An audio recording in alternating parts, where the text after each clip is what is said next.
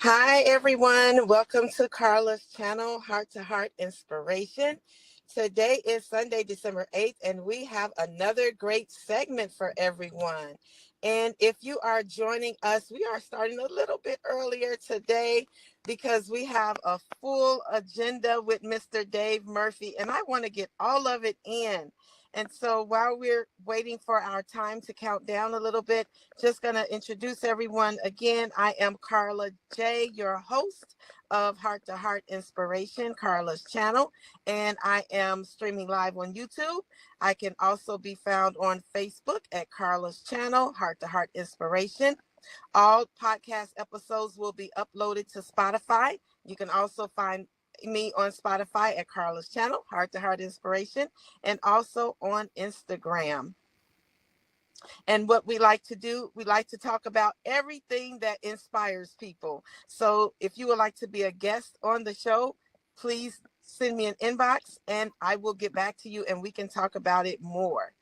I am your host. I am a registered nurse. I am a birth doula, a life coach, and a certified CPR instructor. So on this channel, you will see all types of content, and I do travel as well. You can look at some of my content videos. I was in Chicago recently, and you can see some cool stuff from there.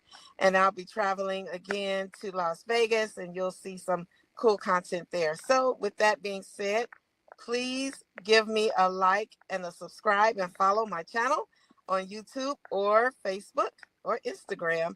And of course, download the full episodes on Spotify. And the reason we go live is because I like the interaction with the people. And just feel free to put your comments in. And if there's anything that we want to give any updates on or any resources, any links and things like that, we can always go back into this channel to the comment section and put those resources and links in there as well. And because we are getting started a little bit earlier, I want to just say hello to everyone. And if you are joining in, put where you're joining in from.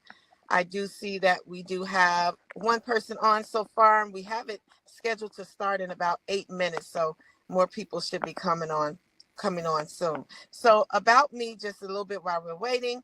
I already told you a little bit about my background. And so one of the things that I like to do is, give people a voice. As a birth doula, postpartum doula, if you don't know what that means, hit me up. If you are pregnant or know someone who's pregnant or contemplating having a baby or who have already had a baby, grandparents out there, you can give me a ring too, and I can get you started on things that you need to do or start doing with that baby on the way, okay? That is one of my passions.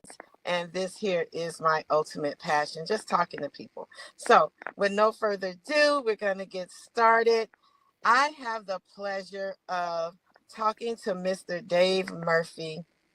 Dave has a great story to us. If you saw some of the content that I posted, the posts, the reels, Dave has gotten all type of accolades and attention from people such as Arnold Schwarzenegger, Charles Barkley. His story has been featured on CNN and Fox News. And I know I'm forgetting another one, Dave, but he's been such an inspiration to so many people.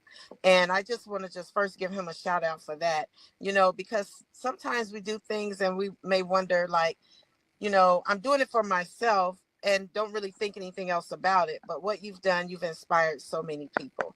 So before we get started and get into everything, Dave, I'm just going to ask that you tell us a little bit about yourself, who you are as Dave, and your hobbies, and what you like to do in your spare time, and where we can find you on social media.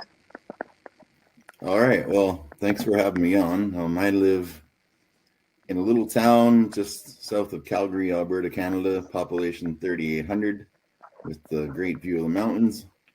And my most favorite hobby is working out with my daughter now, who's 10 years old. I go watch her do, she just started kickboxing classes and she's loving it. Nice. And yeah, just watching her grow, and she loves helping the little kids that are just starting out too. So it hits you right there watching that. Yes. Yeah, I guess Kickboxing. Wow. I love boxing. How did she get into that? Well, she started boxing with me when I was, after I lost a bunch of weight. She came and tried. They had a kid boxing class, and she liked it so much. But then she's like, "I want to kick. I want to learn how to kick." I turned her over to a Muay Thai class here in town. Oh, nice, nice. Okay, so you told us you are in a small town, and that small town, you know, if I'm thinking about movies and things like that, I'm like a small town. So, what do you have? Like one grocery store, one, tell me what it's like. Ah, well, we have one traffic light. Um, Wow, we have a rodeo every Saturday. There's something going on, and one nice. grocery store and a Tim Hortons. Wow, that was so good, Dave. Thank you for that because I have a visual now. I'm like, Yeah. wow. And so everyone in the town knows everyone. Yeah, sometimes that can be a good thing or it can be a bad thing, but you just gotta lay low and do your own thing and not worry about anybody being negative and just, push that aside and move along. Okay. Now, is it a farm town? Kinda. There's a lot of farm, like my view outside my window is nothing but farmland and then mountains in the Okay. background of that, and there's deer and antelope and foxes and Wow. yeah. So you never Wow. know. There's a family of deer of 8 that walk around town. They're just not phased by humans at all. You just see them randomly walking around. You never Wow. know. Yeah. That's awesome. Okay. Well, thank you again. Thank you for telling us a little bit about yourself and your background. So, we are going to get into it. And, Dave, I know that you and I talked a little bit beforehand, and I got a sense of you. I can already tell that you are a great person who cares about, people, and you want to share your story to inspire others. But I know it didn't start out like that. And how it started out, if you don't mind, if you don't mind sharing with us how this whole journey began with the weight gain and things like that, because it took a step back first. It didn't just start off like that. There were Yeah. some things that started before that, and if you don't mind sharing that with us, go ahead. Sure. I don't mind at all. Well, I was raised by two parents who were Salvation Army ministers. So I grew up around charity my whole life, and my father used to run like the Christmas programs and a lot of the non-religious side of the Salvation Army that you see, like the. So I got to go along delivering toys, and I was around that most of my early life. And then when I was 17 years old, I was in the wrong place at the wrong time and got into a verbal argument with 3 guys, and they came at me, and I horribly tried to defend myself Mm, and ended up getting stabbed 13 times, wow. 9 times on my back, 2 on my leg. That one of them severed half the muscle in my leg, so it took me about Mm, 6 months to learn how to walk again. oh, Um, and then came the PTSD side of it, which at the time I really didn't know what it was, but I couldn't sleep. I was always anxious. If I see anybody that would look like those guys, I'd walk the other way. Or if I was on like public, a subway, anyone that looked like those guys would get on, I got off. Or it really messed with my mind. And then I started drinking because I didn't know how to deal with anxiety. Um, so when I was about 20 years old, I'd already put on a ton of weight from just sitting on a couch for a year. wow. And then, so the drinking would start, and then I found that, oh, people think I'm funny when I'm drunk. So I'd go and sing Ah, and just, right, I was that sad clown for like 25 years, wow. drinking like 6 nights a week. If I And can stop right there one yeah, second, Dave. I that is a lot to unpack. So that happened when you were about 19, I was 17 years old when that happened. 17, Yeah. 17 when that happened. And um if you don't mind, I know you talked about where you grew up. Did that happen in that same town or was that somewhere No, this else? was in Ottawa, Ontario, which is about a population of 200,000 people. Oh, okay. So Um, much bigger, much larger no, and it place. was in like a gang area kind of town too that I didn't even realize I was in. So Okay, yeah. There's a lot of that. It's a lot of that being at the wrong place, the wrong time, or not even knowing that you're in the wrong place at the wrong time. Sometimes that yeah, can happen. So that about 17 times, and you you had to go to the hospital. Did someone help you? I'm just trying to unravel that piece of You know, Well, it was right outside a mall, like in a parking lot. So mhm. there was mall security. There was this lady that came who apparently she got in the ambulance with me and held my hand the whole way. Oh, nice. Um, then when I asked the next morning in the hospital when I woke up, "Where is this lady? I want to say thank you." And everyone was like, "There was nobody in the ambulance. There was just the two paramedics." And yeah, so Wow. she was. I don't know. Something happened that night. So Wow. yeah. Okay, so you're in the ambulance, and I know you have your story, you know, how you planned out how you're going to tell it. So if I'm jumping the gun, you let me know. No, it's okay. It's good. You were in the ambulance. I thank God for whomever that was that helped you. And I'm kind of like that too. When I see something happening, I'm the one that, you know, I may call for help, or if I see someone hurt, I'll stop and give lend a hand. That's just who I am. And I'm glad that someone was there to help you.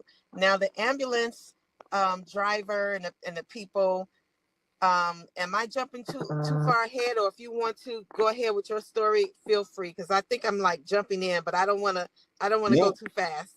no, it's okay. The one of the paramedics was a female, and at that time, only 2% of paramedics in Canada were female. Wow. But it still took me 29 years to find her because I wanted to say thank you.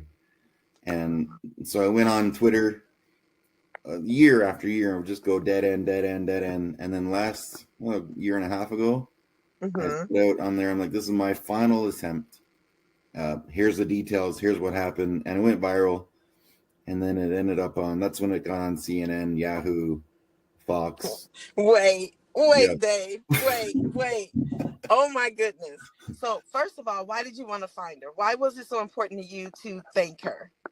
Well, because I finally got my mind healed after things that we'll go into soon, but I finally felt in the right place. I could move on. And Mm. like I used to watch like Chicago PD or Chicago, whatever it is, the hospital show. And Uh-huh. I'd have to turn it off because I couldn't watch surgeries. I couldn't even see an ambulance. I'd be like afraid I'd go right back. Oh But wow. then I went to a fire hall tour here with my daughter. She was 8, and they had an ambulance there. You could get in it, and she's like, "Come on, Dad, come on, let's get in." And I was like, I just went for it. I got in the ambulance and sat down. It was the first time I had been in one in 29 years. So I Wow. knew my mind was right, and I wanted to try and find them and just say, you know what, look at this little girl I have now. Like I wouldn't have this if it wasn't for you guys. That is so important, you know, because during COVID, I think we all learned more about the importance of first responders. You know, if you've never dealt with that, if you never had to ride in an ambulance before or get treatment, it may not have hit home for some people. But I think during COVID, we saw so many first responders out there and really developed like an appreciation for them, right? Yeah, But now you have gone through this and it hits differently when you've gone through that. And as a first responder, it feels so good that someone wants, I'm a first responder, so it feels so good to have someone say, I wanted to find that person and say thank you. Because sometimes you are caring for people and then you don't see them anymore, and you do wonder. I wonder, I'm like, I wonder what happened to them, how they're doing. So I'm glad that you wanted to do that and that you sought that out. But the part that got me, Dave, you said you wanted to find them, and then your story went viral. CNN, Fox News. I mean, that is awesome. I can't even get the YouTube to go viral. So how did you do that? Oh my goodness. So tell us about it. Tell us it went viral and then what happened? well, I guess it was. I started with one of my local accounts. They reposted it, Mhm. and then up here we have CBC and CTV. They're kind of like our CNN or MSNBC, whatever. So Okay. all their local stations picked it up, and then it got released to the Associated News Press. So any news agency in the world Mm, they saw the story in the morning. And I mean, wow. I was on the Punjabi Times. Someone there's some paper in East India that has like 5 million readers. I'm like seeing like a Punjabi version of my story there. Wow. Well, I'll still search man finds paramedic after 29 years, and I'll see there was some Little Rock, Arkansas, some local paper, like I don't know where Bill Clinton is from or whatever, but some little tiny Wow. newspaper in like Little Rock, Arkansas picked it up. I'm like, yeah, Wow. It was like all aligned. The stars were aligning with what you wanted to do, and it was all just falling into place, it sounds like. yeah. Okay. Well, I'll tell you one thing that's kind of a little top secret, but the paramedic that saved my life is an illustrator, Mm. and she draws cartoons and artwork and painting. So her and I are writing a book together. It'll probably be one of a kind because it's a paramedic and the guy the paramedic saved. And I can't Wow. go into details about it, but That's right. she's gonna she's gonna do this as a fundraiser for service dogs for first responders. Oh, So wow. That's going to be I've nice. got the book written. She's drawing the pictures, Mm. and then we're gonna release this and change the world for some kids and people like me that are terrified of ambulances. That were. That's going to be awesome. I can't wait. So you got these ads out. You're going viral. What happens next? Tell us all about it. I want to know. I can't wait to hear when all the stars started talking to you and DMing you and sharing your story. Well, because I was running the charity for the military, I had some friends over in Afghanistan, and they opened up a coffee shop over there in the back of a truck, like at Tim Hortons. Mm. So this was in 2007, and I said to him, "How much are you paying for coffee over there?" And he's like, "I don't know, regular prices." I'm like, "You're not going to pay for another coffee." So I started a little Facebook group called Tim Hortons for Our Troops. Wow. And so what they did, they had these little paper gift cards, and people would write notes on the back, and then we'd send them over, and that kind of snowballed, and we sent over $100,000 worth of coffee Wow. in the first year. So these Canadian guys had so much coffee, they shared with like U.S. Army guys and British guys, and they got them all hooked on Tim Hortons. And Wow. I had this U.S. Marine send me an email, and he's like, "Man, I put on like 10 pounds on this deployment because of you guys and your coffee certificates, because the donuts and stuff, right?" Mm. But he's like, "I got something special coming for you in the mail. Can you send me your address?" And he sent me a U.S. flag that they had flown in Taiji, Iraq for a day with a little plaque with my name on it and stuff. Wow. So I'm a Canadian in this little tiny town, and I have a U.S. flag framed in my living room. So when people come in, they're like, "Dude, you're Canadian. Why do you have a U.S. flag?" And then I tell them, and they feel really stupid. But I'm like, I love telling that story. So then I started. What started the celebrity chain was I started this thing called the Gratitude Project. Okay. So people just holding a sign that said "Thank you," and then I put them all together in YouTube videos. And I had enough to make 14 5-minute videos. It was thousands of pictures. And I open up my inbox one day, and I've got this picture from Gene Simmons and Shannon Tweed holding a thank you sign, and he's saluting. So then when he reposted that, all Mm. my favorite 80s hard rock bands like Motley Crue and Metallica, all these guys started following. They're like, "When we come to town, we're going to give you some tickets to bring veterans to our shows." So I'm like, "Yeah, okay, right. This is like a fake account." But no, Kiss came and they sent a limo for us. Me and Wow. 7 veterans. We had front row center. We got to go backstage. And Wow. it was, it's real because, like, you know what? We don't want a camera crew. We don't need a pat on the back. Mm-hmm. Anytime we come to town, here's some tickets, bring some veterans. Oh, that's awesome. And the coolest celebrity interaction I've ever had was no numbers or tweets or any of that stuff. It was Chris Cornell. Used to be the lead singer of Soundgarden.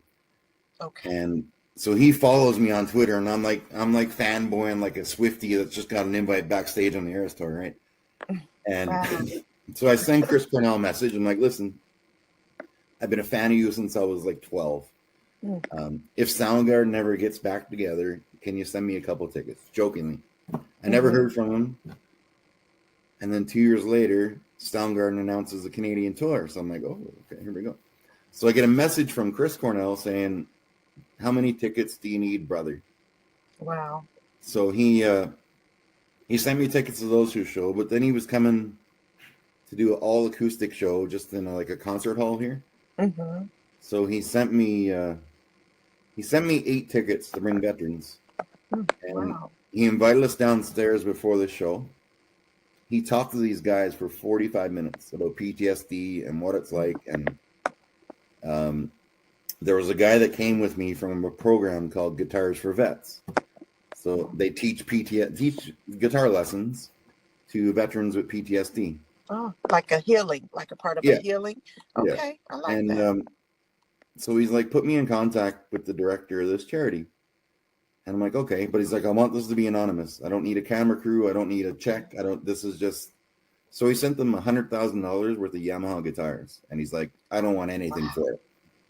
And that's, it's not like you see the camera crew going to save hurricane victims, or like people walking around with a camera crew like, here's a sandwich, homeless guy, right? It's Right. none of that. It's just real. And Just I've been real. fortunate enough to see a lot of real stuff in my time on Earth. That's awesome, Dave. That part, and I know we've kind of skipped over it a little bit, just talking about the PTSD. That is so real for so many people. And we're used to hearing it amongst or about veterans, right? We're used to hearing it about that. But like your traumatic event that you had when you were 17, also those type of events, different type of events, we can name so many, have traumatic events can lead to PTSD. Yeah. And you said it took you about a good 25 years to even be able to get into an ambulance or just look at a show and things like that.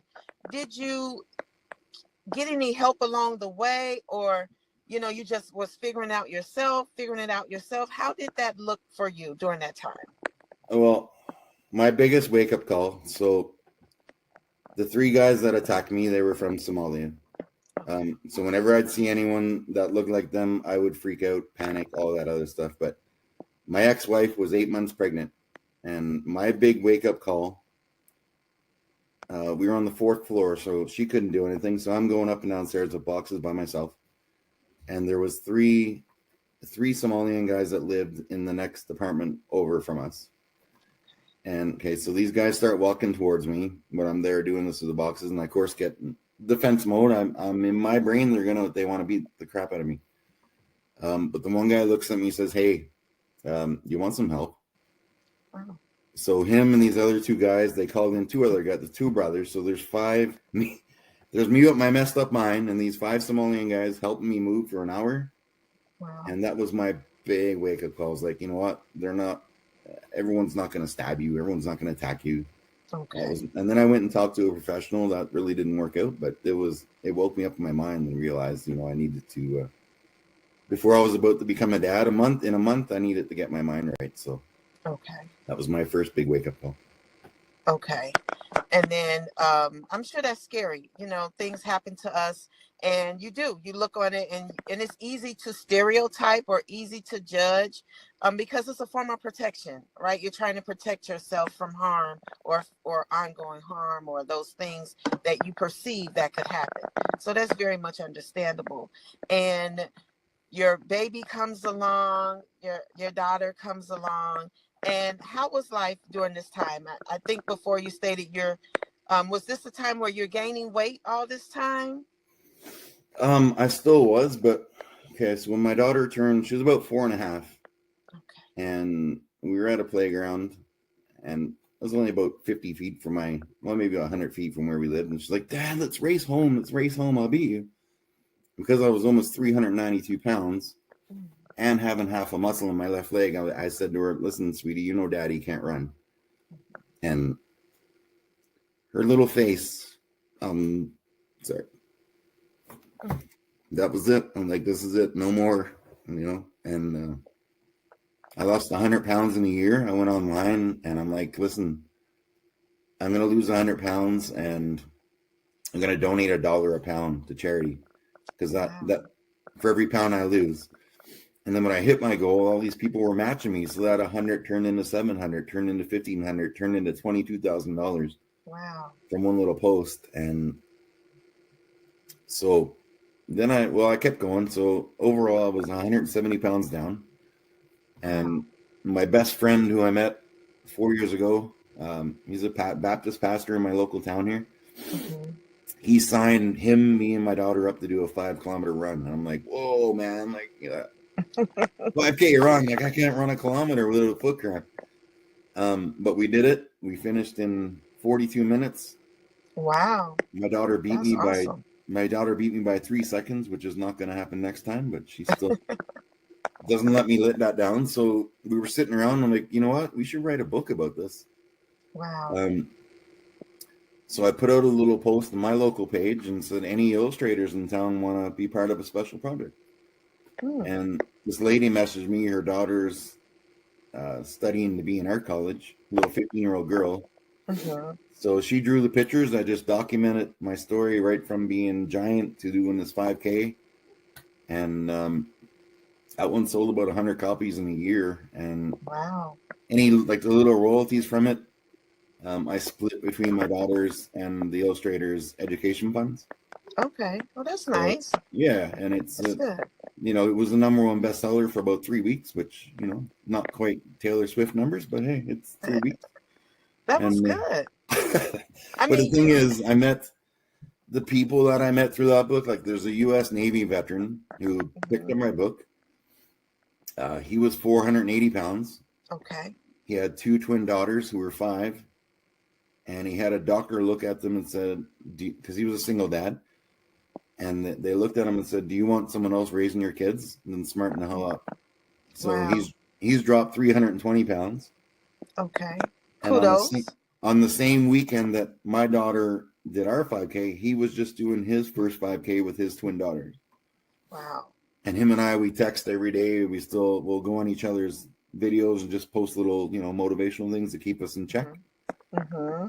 And That's important. that's the thing to me that makes it more like, it's got like Stephen King numbers to me. Cause just meeting these people and the stories, Right. and it's, Dave, I think I need to move to a small town. You have had the best the best luck ever with your town. So you found the paramedic, but I want to go back to the PTSD. So because you got stabbed in your calf, was that a part of the not being able to do things and part of how the weight happened? um because you had this injury, you were depressed down about it, and over the years that was happening. Was that because of that calf injury? yeah, homie. And I used to drink 5 to 6 nights a week by the pitcher. So it was like a disgusting amount of alcohol. And Ah. then like nachos and wings every night and pizza. And Mhm.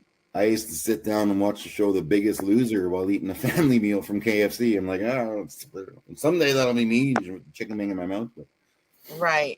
So all of those habits, as a comfort, as a yeah, comfort. comfort and release, and yeah. Okay. And so then those things happen. And when you did the gratitude project, I really like that. Was that before or after? Because you had just stated, with the 5K run, was that before or after that? Which came Oh yeah, first? that was in 2010. So that was even before my daughter even came along. I just used to do Wow. things to keep my mind busy, start Hmm. projects, help other people, and then I don't know, kind of making the most at a chance number two at life, I guess. Yeah. What would you, and all the work that the different bands and things like that they said, you know, we'll give you tickets to this if you bring some veterans and things like that. Did you see some transformation amongst people? Oh yeah, well, most of the guys that I would take were from the program, so they all had PTSD like me. Okay. So it was just cool hanging out with people like that because you don't get to explain what it's like. And it Right. was just watching them like front row a kiss, like and stuff like that. It was all their problems were gone, even if it was 2 hours. Right. Right? It was just taking them for that release, and instead of I just sit back and watch them. And of course, Mm-hmm. my favorite bands from when I was growing up. I'm not going to say no to that. And Right. Right. That is so cool. The bands, seeing the bands and the guitar project. I really like that because it's the small things that can really help people that sometimes you may not think about. yeah, And your daughter, like starting from the paramedic, for the person who helped you in the ambulance or helped you get to the ambulance, to that paramedic, to now those Somalians that helped you, to change kind of that stereotype in your mind, and then from your daughter, and now going online, the gratitude project, that makes me think of that project. What is it? Pass it on. Like if you see someone in the store, drive through or something, and you Yeah. buy their meal for them. So it was something like that, something similar to that. Oh yeah, I had like kindergarten classes that would lie down in the snow and just spell out the word thank you. Oh wow. Yeah, people. One lady riddled on her tongue. There was someone that got a tattoo. I don't know if it was real or not, but it was just people got really creative. It was really cool. Right. Oh, Um, that's awesome. I've just trying to start a new one called Operation You Are Not Alone. Okay. So it's people doing the same thing, just holding up a sign that says "You are not alone." Nice. Every time I get 100 of those, I've only got 4. But when I eventually get 100 of those, I'll put up a video every time, just so that if anyone's ever wondering if anyone out there gives a crap, they can go on and look at this series of videos and say, okay, people do give a crap. Wow. You're not alone. Where do you put up a sign so everyone on the looking at the video knows? What do we do? If you go to www.intheheartoftheforest.com, right at the bottom of the page it says Operation You Are Not Alone, and it's got the steps there. Wow. So doing all of these things, how does that help you mentally? How are you adjusting now with your PTSD? Well, I think boxing helped me more than any psychologist I ever went to. Wow. If anyone's out there ever thinking about trying boxing, it just does something to your mind. It just, I don't know, it changed who I am, and now who I am now is even more incredible. But I never mentioned my newest book about the little fox, called In the Heart of the Forest. It's basically my story I just told you about the guys moving and me seeing those guys, but it's a little fox and he's got a fear of coyotes Mm. because of something that happened to him. And there's no spoiler alert, but Right, right. the fox gets stuck in a situation and some coyotes might just come help him out. And that's the Okay. reviews on that online. And I can't even read them sometimes. I got to do like one at a time because it's hitting people Wow. hard. I love that. You have really been changing lives. So then you got the bands, you got some great people reaching out to you. Then what happened? How did Arnold Schwarzenegger, how did that come about? And the Charles Barkley, how did that come about? Well, Charles Barkley had saw the story on either Fox News or CNN, one of them, and he just randomly talked about it on his Bleacher Report podcast.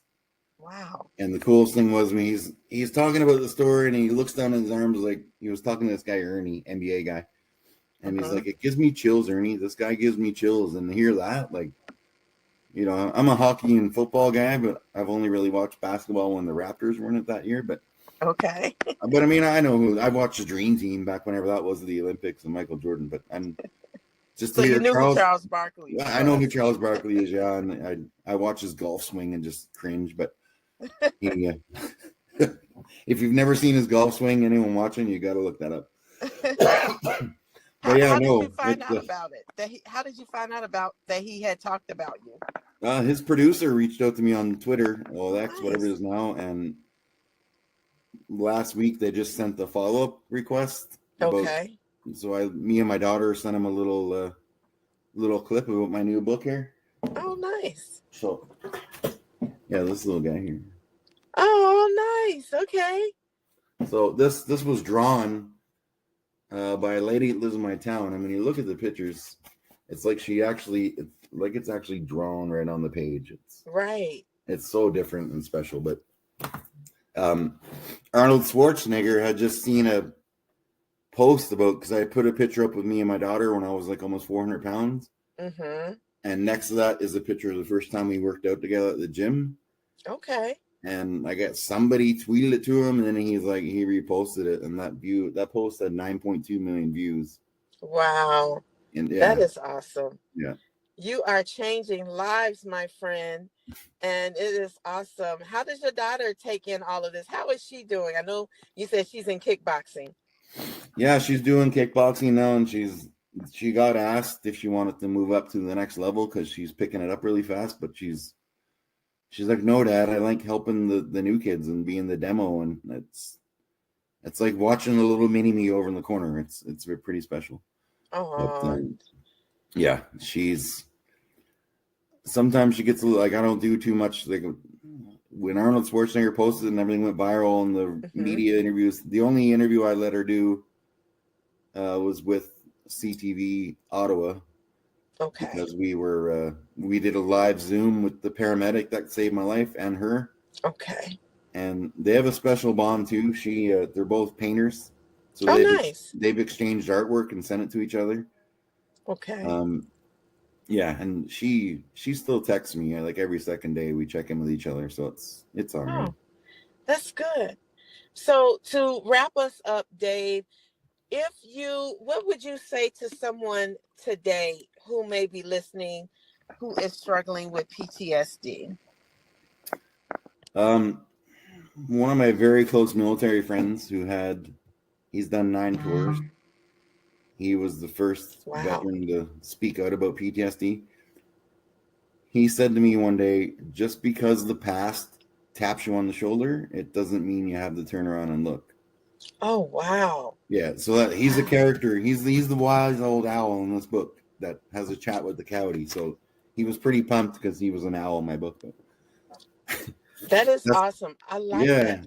And he said to me too, he's like, you know what? Because of my story and his story, military, first responders, anyone, someone that went through sexual assault, we're all Yes. on the same plane. We're in just different sections, different seats. That's so true. Yeah, That's so true. Everyone's story is different. You might be coming from a different destination or traveling to a different destination mentally, yeah. but you are on the same plane and requires some assistance. Um, and I like that. Are there any organizations that are near and dear to you that you would refer people to, or anything like that that could also help people that you would recommend? There's a charity here in my province called Can Praxis. So they're a horse therapy program for veterans, first responders with PTSD, and what I love about this charity is that they invite the families. Wow. So like if the male has PTSD, they bring the wife and his kids.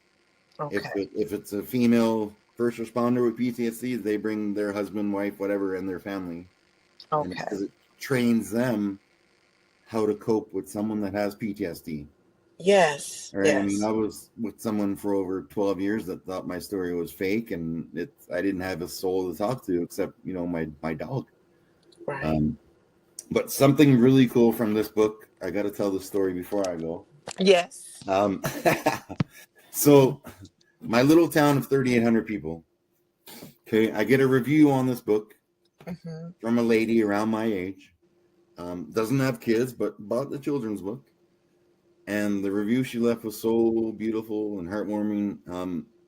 I had to reach out to her. Okay. So we started talking, and then I found out through a comment in one of my posts that she has also lost over 200 pounds. Wow. So Okay. combined, not only did we fight the same kind of demons with situations, stuff I won't go into, but Hmm. um, we've lost all this weight together. Our stories are like clones of each other, but we met for a coffee, Hmm. and it went very, very well. So we, I said to a friend, I'm like, we met through Amazon and things are going really well. Maybe that Jeff Bezos guy will pay for our wedding or something. But it was years down the road. But yeah, no, my kid loves her. It's just unreal, and all we met through this little book. To me, Okay. that's like #1 bestseller right there. So Yes. So yeah, I take it that this is a very special friend of yours that you all have lost. You bonded through the information in the stories, and the weight loss journey. Hers was 200 pounds. And what was your total again, or approximate? Well, combined 375 pounds together. Okay. All right. That is awesome. Kudos to you both. Now, do you all jog together, exercise, eat right? What do you do? What's your secret? Well, not yet, but I'm gonna train her boxing. She wants to learn. I got my trainer certificate a couple years ago, so we're gonna start Nice. all working out together. Maybe our daughter can my daughter can show us some things with kicking the pads and stuff. And Okay. yeah, we there's a lot of potential there. And this book may not. Well, it could also be like a bachelorette thing for anybody out there. You never Well, know who you're gonna meet through a review of my book. I don't know, but no, well, we have if plans. anybody can do that, Dave, it's you. We we just started talking yesterday about maybe doing a podcast like this together. Uh-huh. Um, once I get more nerves about being on video and that kind of stuff. Well, you're there now. You're doing great. I appreciate you for being my guest. I appreciate you for being vulnerable and sharing your story. Other people, they gain courage and inspiration from these types of real life stories, authentic. And so I thank you for that. Kudos to you and your family. And I really appreciate you. And we'll be talking again. And I can't wait to see the books. I mean, there's one out already. When we're done with this live stream, we can put the name of the books in the comment section so that people can see them. And maybe how about the name of the organization that you said helps out people? Yeah, for Um, sure. yeah, that'd be great. So thank you so much, Dave. I appreciate you, and more kudos to you, because I know I'm going to look up and I'll be like, I interviewed him before. Yes. Well, you know what? It's funny. I'll tell you this too, because I've had a few podcasts reach out to me from that post on the page where we met, Mm-hmm. and they're like, "Listen, man, I only have 10 listeners. It might be a waste of your time." And you know what I said to that guy? I said, "Listen, if one of those listeners is me 5 years ago, it's worth Mm-hmm. every damn minute." Um, Oh. in 2010, I come home from a night of binge drinking. Mm-hmm. I don't know if my mom was watching this, so I don't want to say too much about it, but I was on the 14th floor of a downtown apartment, and I thought to myself, you know what? Would anyone even give a shit if I leaped off here? Mm. So I mean, if 10 people watch this, and one of those people is me 6 years ago, then it's you know what I mean. I don't care if you have 10 views or 200. If I'm on with Joe Rogan talking about the YMCA dance guy, whatever. But Right. That that is so, and I appreciate you saying that, because that's me. I'm just starting and I have a passion, and I just feel the same way. If I can just help one person.